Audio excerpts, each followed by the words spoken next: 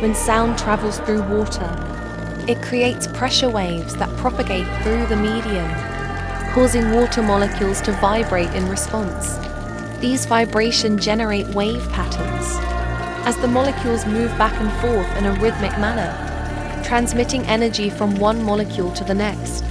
The patterns that emerge depend on the frequency and intensity of the sound, creating visible ripples or undulation in the water when observed on the surface or in controlled environments.